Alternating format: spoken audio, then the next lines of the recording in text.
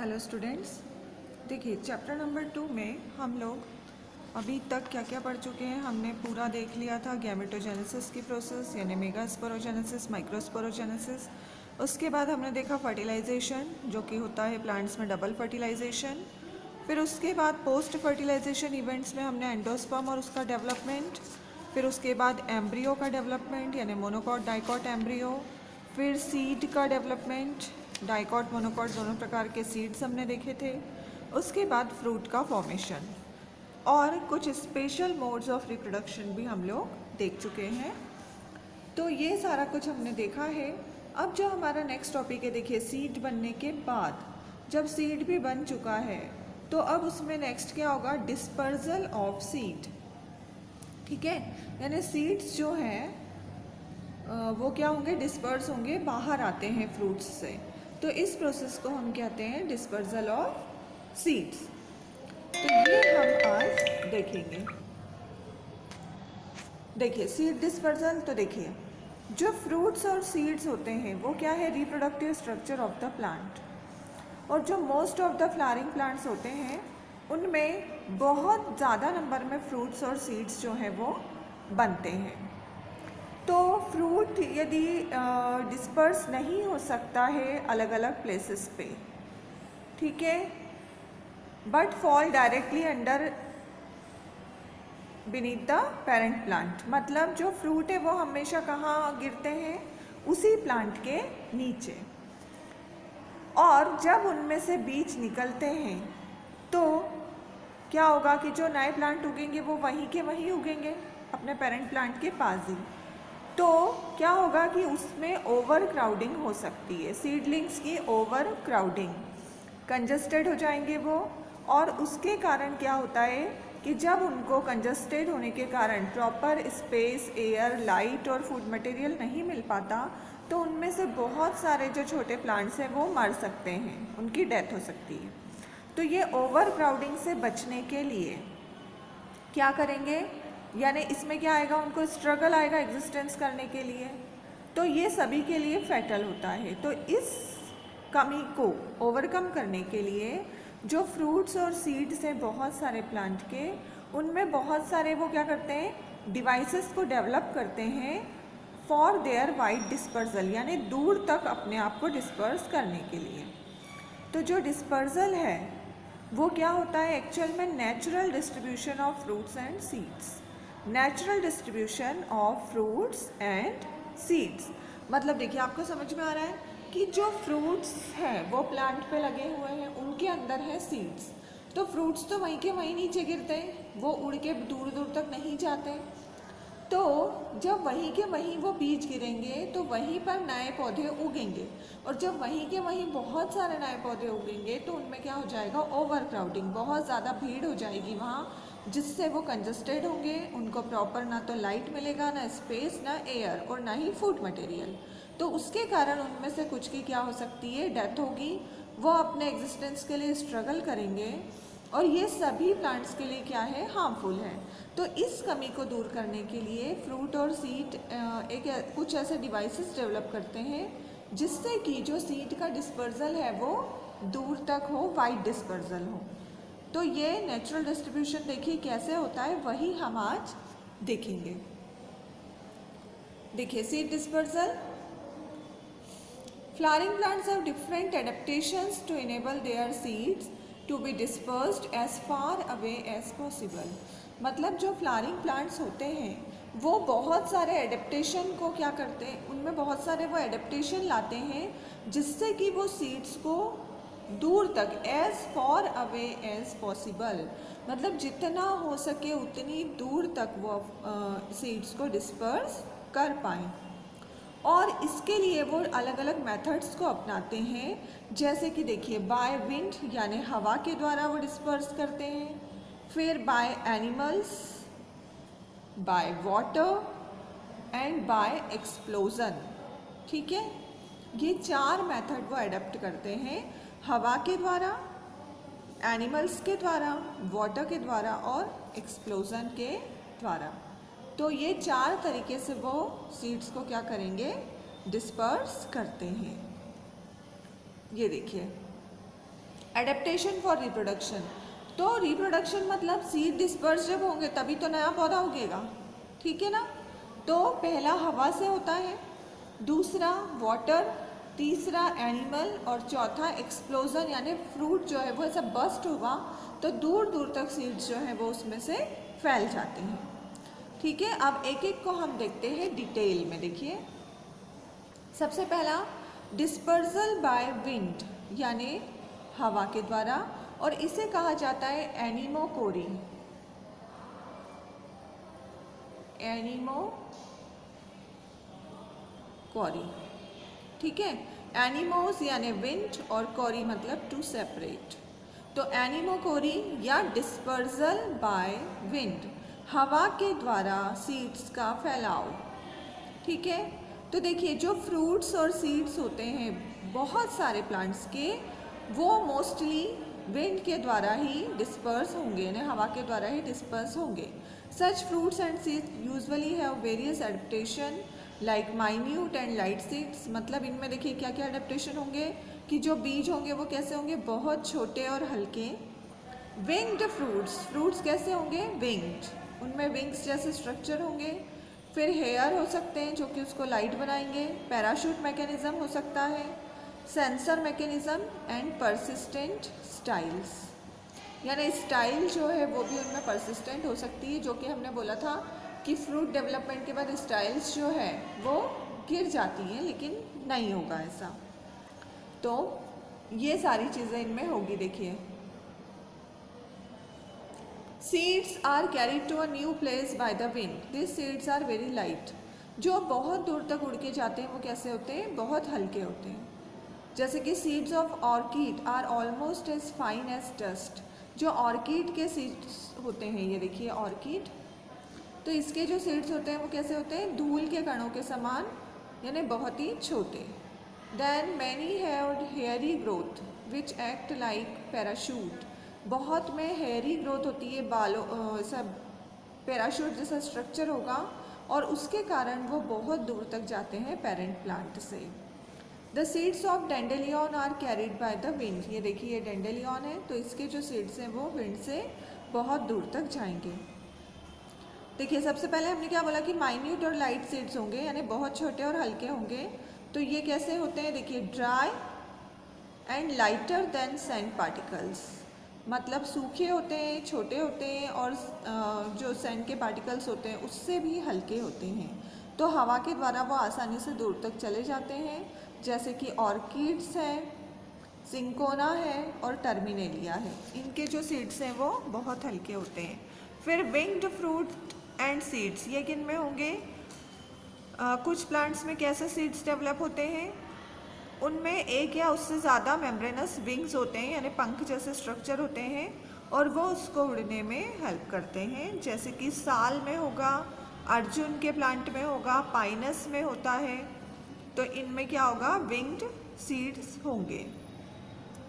फिर उसके बाद पैराशूट मैकेनिज्म, तो कुछ फ्रूट्स और सीड्स में जो है अपेंडेज होते हैं जो कि पैराशूट की जैसे एक्ट करते हैं, और उसके कारण फ्रूट जो है वो एयर में बहुत लंबे समय तक रह पाता है और बहुत दूर तक जा पाता है, ठीक है। तो ये देखिए कैसे होते हैं, या तो पेपस के फॉर्म में होंगे, कंपोजिटिव फैमिली जो होती है उनमें कैलिक्स जो है वो परसिस्टेंट होगा, हेयरी कैलिक्स, यानी कैलिक्स जो है वो फ्रूट में रहता है हमेशा, और उसे हम कहते हैं पेपस। और जब फ्रूट मैच्योर होता है तो पेपस जो है वो ओपन हो जाता है, अम्ब्रेला जैसा शेप बनाता है, और पैराशूट के जैसे वो वर्क करता है, ठीक है। तो ये होता है डेंडेलियन में या मैरीगोल्ड में। फिर कुछ में हेयरी सीड्स होते हैं, तो डेंस हेयर से कवर्ड रहते हैं ये, और हवा में आसानी से उड़ पाते हैं, जैसे कि कॉटन में, कॉटन के जो सीड्स हैं उनमें। फिर हेयरी आउटग्रोथ ऑन सीड, ये भी कॉटन में होगा।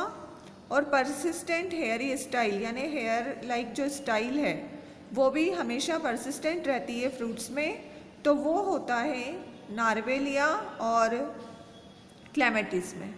फिर कुछ में बलून शेप्ड के अपेंडेजेस होते हैं, और ये जो बलून होता है वो क्या करता है, उसको उड़ने में हेल्प करता है। ये होगा फाइसेलिस में। और सेंसर मैकेनिज्म, कुछ फ्रूट्स जो होते हैं जैसे लेग्यूम है या कैप्सूल है, तो इनमें क्या होगा, सेंसर मैकेनिज्म होता है। जैसे क्या होगा, जब इनको विंड करंट मिलता है, यानी हवा का करंट जब इनको मिलता है तो ये बस्ट हो जाते हैं और सीड्स जो हैं इनके बहुत दूर तक जाते हैं। तो ये होता है धतूरा में, डायंथस में। ठीक है, तो ये क्या हो जाएगा, डिस्पर्सल बाय विंड। अब नेक्स्ट है डिस्पर्सल बाय वाटर, या फिर इसे कहते हैं हाइड्रोकोरी। हाइड्रोकोरी, एयर वाले को हमने क्या कहा, विंड वाले को एनीमोकोरी, और वाटर वाले को हमने कहा हाइड्रोकोरी। तो देखिए फ्रूट्स और सीड्स जो है एक्वेटिक प्लांट्स के, एक्वेटिक प्लांट के जो फ्रूट्स और सीड्स हैं उनको जनरली वाटर करंट कैरी करता है और एक जगह से दूसरी जगह ले जाता है। ऐसे ही कुछ जो ज़मीन वाले पौधे हैं, टेरेस्ट्रियल प्लांट्स हैं, जो कि कहाँ पर होते हैं, जैसे समुद्र के किनारे या नदियों के किनारे, तो उनमें क्या होगा, उनमें भी डिस्पर्जन वाटर से ही होगा। भले ही वो पानी में नहीं है लेकिन पानी के किनारों पर हैं, तो उनमें भी डिस्पर्जन किससे होता है, वाटर से होगा।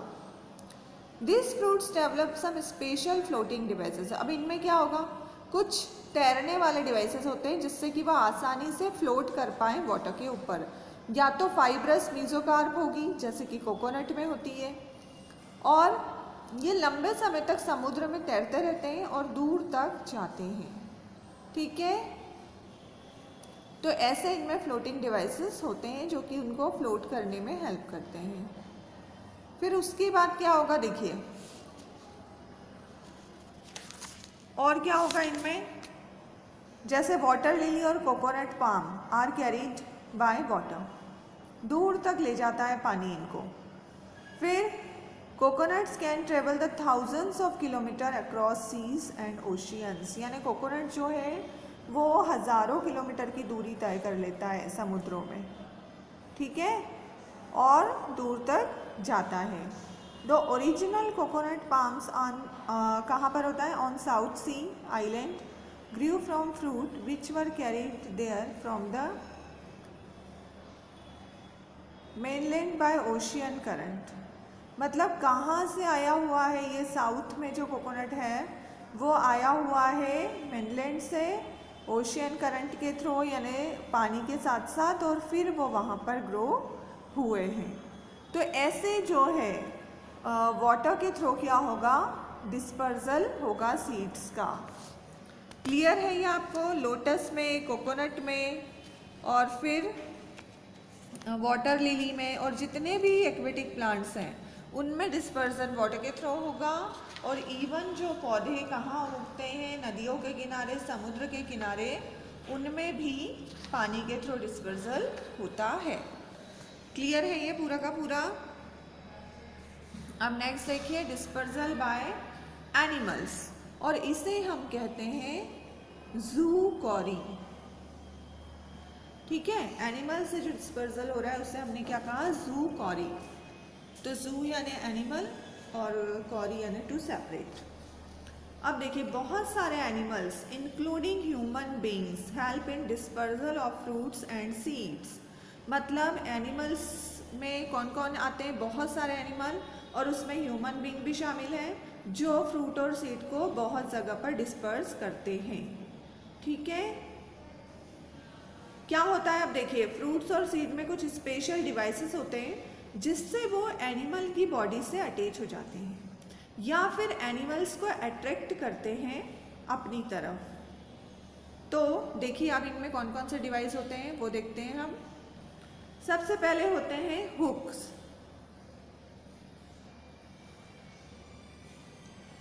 हुक्स या फिर स्पाइंस। ठीक है, हुक्स या और स्पाइंस।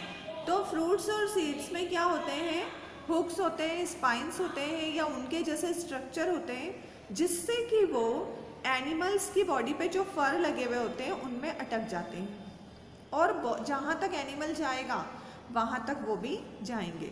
जैसे कि फ्रूट ऑफ एकैरेंथस, इनमें स्पाइंस होते हैं, या फिर ज़ैंथियम, ठीक है, या यूरेना, तो इनमें क्या होंगे, स्पाइंस और हुक्स होते हैं और ये क्या होते हैं, बालों उनके फर्स में, जो एनिमल्स की स्किन होती है वो फरी होती है तो उनमें वो चिपक जाते हैं। जैसे गोखरू आपने देखा होगा तो उसमें क्या होगा, स्ट्रॉन्ग और शार्प स्पाइंस होते हैं तो वो एनिमल के उस पे फर पे अटैच हो जाते हैं और बहुत दूर तक वो क्या होते हैं, जाते हैं। जहाँ जहाँ एनिमल जाएंगे वहाँ वहाँ वो भी जाएंगे और फिर एनिमल की बॉडी से जो वो गिर जाते हैं और वहाँ पर वो ग्रो करेंगे।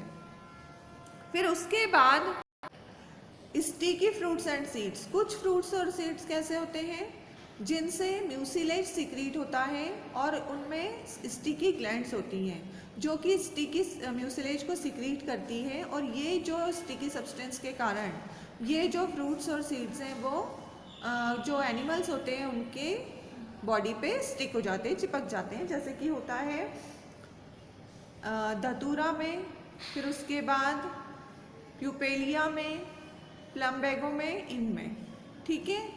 फिर कुछ में होते हैं ऑन्स और बियर्ड्स, बहुत सारी जो ग्रासेस होती हैं उनमें ऐसे बियर्ड लाइक स्ट्रक्चर होते हैं जो कि वही हेयर ऑफ एनिमल में क्या होंगे या हमारे क्लॉथ्स के ऊपर चिपक जाते हैं और दूर तक जाते हैं।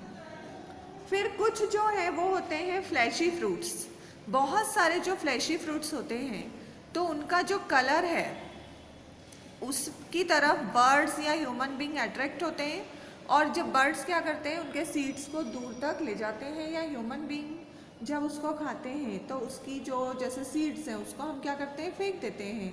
तो उसके कारण अलग अलग जगह पर ये प्लांट्स जो हैं वो उगते हैं या हम बोल सकते हैं कि सीड का डिस्पर्स हम करवा रहे हैं।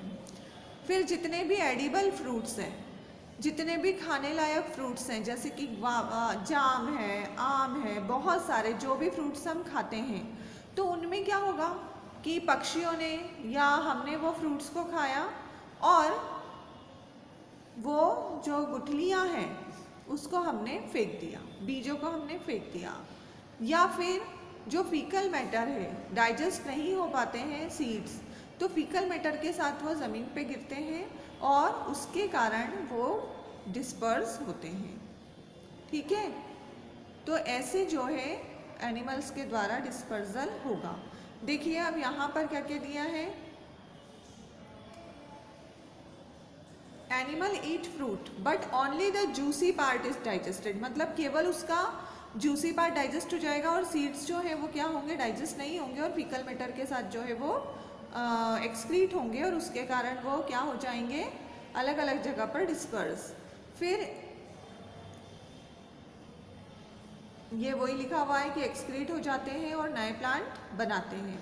फिर blackberry, cherry and apple seeds are dispersed in this way, blackberry, cherry और एप्पल के सीड इसी तरह डिस्पर्स होते हैं। फिर बर्ड्स भी जो है वो फ्रूट्स को खाते हैं और उसको क्या करते हैं, डिस्पर्स करते हैं। फिर गिलहरियाँ ये क्या करती है, नट्स को कलेक्ट करती हैं और उसको छुपा देती है विंटर फूड के लिए, पर वो भूल जाती है, यानी वो क्या करती है उसका ज़मीन में छुपा के रखती है नट्स वगैरह को ठंड के लिए, ठंड के सीज़न के लिए कि बाहर नहीं निकलना पड़े तो वो स्टोर करके रखती है, बट वो भूल जाती हैं। तो क्या होगा, जब बारिश होती है तो वहाँ पर नए ट्रीज जो है वो उग जाएंगे। फिर उसके बाद फर्स ऑफ एनिमल से तो कैरी हो ही रहे हैं, ये देख ही लिया हमने। तो ऐसे एनिमल्स जो हैं वो सीड डिस्पर्सल में क्या करते हैं, हेल्प करते हैं। अब देखिए लास्ट है डिस्पर्सल बाय एक्सप्लोजन। तो ये क्या होगा, एक्सप्लोजन के थ्रू कैसे होगा, इसे कहते हैं ऑटोकोरी। ऑटो यानी खुद से, ऑटोकोरी।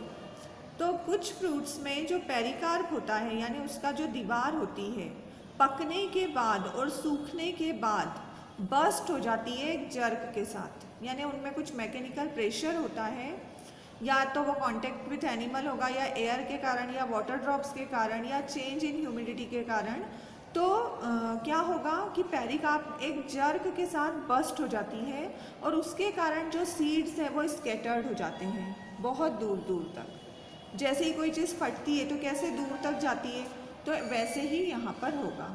जैसे कि एकेंथेसी फैमिली जो है उसमें यही मैकेनिज्म होता है फॉलो एकेंथेसी में, ठीक है। ये देखिए कुछ प्लांट्स में पॉड्स होते हैं, ये एक्सप्लोड हो जाते हैं, यानी एक्सप्लोड यानी फटना, ठीक है। फिर lupin, gourds and broom scatter their seed in this way. फिर pea and bean plant also keep their seeds in a pod. जैसे कि ये देखिए इसमें दिख रहा है आपको कि ये पॉड के अंदर इसके सीड्स होते हैं। जब ये सूख जाते हैं तो पॉड जो है वो बस्ट हो जाएगा और बीन्स जो है वो दूर दूर तक जाएंगे। फिर ऐसे ही fruits of castor open with a sudden blast and seeds are disperse, यानी अचानक से उसमें ब्लास्ट होता है और सीड जो है वो डिस्पर्स होते हैं। ऐसे ही एक्सप्लोजन ऑफ फ्रूट्स ऑफ कचनार, कचनार का जो फ्रूट होता है तो वो भी बहुत इंटरेस्टिंग तरीके से क्या होगा, बहुत आवाज़ के साथ, लाउड नॉइज़ भी आती है, यानी बहुत तेज़ आवाज़ भी आती है और जो सीड है वो पूरी तरफ फैल जाते हैं, ठीक है। फिर ऐसे ही बार्लेरिया जो होता है वो भी अचानक से बस्ट होता है जब एटमॉस्फेयर थोड़ा सा ड्राई होता है। ऐसे ही बाल्सम, बाल्सम में भी क्या होगा कि ऐसे ही डिस्पर्सल होगा, यानी वो बस्ट हो जाएगा। तो ऐसे 4 तरीकों से क्या हो रहा है, डिस्पर्सल हो रहा है, एयर, वाटर, एनिमल और एक्सप्लोजन। तो ये देखा। अब हम इसका बायोलॉजिकल इंपॉर्टेंस देख लेते हैं सीड डिस्पर्सल का। देखिए dispersal of fruit and seeds, ये एक बहुत ही इंपॉर्टेंट प्रोसेस होती है प्लांट लाइफ को कंटिन्यू रखने के लिए। यदि ये नहीं होगा तो नए पौधे कैसे उगेंगे। तो सीड्स जो है वो डिस्पर्स होते हैं डिस्टेंस प्लेसेस पे, वहाँ पर उनका जर्मिनेशन होगा। तो क्या होता है, ये सीड्स को डाई होने यानी कि मरने से बचाएगा। It prevent the seed from dying due to over crowding. जैसे हमने बोला कि ओवर क्राउडिंग नहीं होगा क्योंकि दूर तक जाएंगे। Then it reduces interspecific struggle for existence, इससे स्ट्रगल भी कम होता है। If seeds are not disperse they are grazed by animal, यदि ये डिस्पर्स नहीं होंगे तो क्या होगा, या तो एनिमल उसको खा लेंगे या फिर दूसरे कारणों से भी वो डिस्ट्रॉय हो जाएंगे।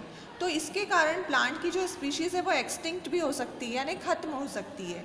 लेकिन यदि डिस्पर्सल हो रहा है बहुत दूर दूर तक अलग अलग जगह पर, तो वो प्लांट की स्पीशीज़ जो है वो एक्सटिंक्ट होने से बच जाती है।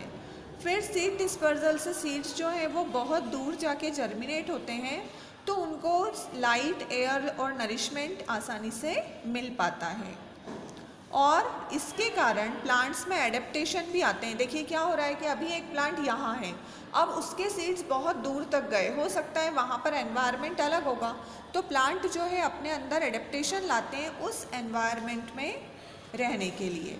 तो ये सारे इसके क्या हो जाएंगे, इम्पोर्टेंस ऑफ सीड डिस्पर्सल। और इसी के कारण जो है हर जगह पर हमको सारे प्लांट्स जो हैं वो देखने के लिए मिलते हैं। तो ये देखिए टॉपिक यहाँ पर ख़त्म हो रहा है। और इसी के साथ साथ जो सेकेंड चैप्टर है हमारा, जो क्या था, sexual reproduction in flowering plants, ये भी यहाँ पर ख़त्म हो रहा है सेकेंड चैप्टर। और अब हम स्टार्ट करेंगे इसके बाद थर्ड चैप्टर, जो कि है ह्यूमन रिप्रोडक्शन। तो प्लांट में आपको रिप्रोडक्शन, आई होप कि आपको पूरा क्लियर हो गया होगा, समझ में आ गया होगा। तो प्लांट में रिप्रोडक्शन वाला चैप्टर देखिए, फर्स्ट और सेकंड चैप्टर आपके यहाँ पर एंड हो रहे हैं। अब इसके जो है आपको एमसीक्यूज़ भेजे जाएंगे और इसको आपको पेज में उसका के आंसर लिख कर और जो है सबमिट कराने हैं स्कूल में, जब आप स्कूल आएंगे तो वो आपका पूरा असेसमेंट रहेगा। हर चैप्टर के आपको एमसीक्यूज़ भेजे जाएंगे और वो आपको स्कूल में आके सबमिट कराना है। जैसे फर्स्ट और सेकंड चैप्टर कंप्लीट हो गया तो इन दोनों की अभी आपको पीडीएफ भेज दी जाएगी एमसीक्यू की, तो वो आपको यहाँ पर कॉपी में उसको सॉल्व करना है या पेजेस में, और जो है सबमिट करवाना है जब भी आप मंडे ट्यूसडे को स्कूल आएंगे। और अब हम नेक्स्ट जो है फिर वो स्टार्ट करेंगे, कौन सा, कल से चैप्टर नंबर 3 जो कि है ह्यूमन रिप्रोडक्शन। ठीक है, थैंक यू।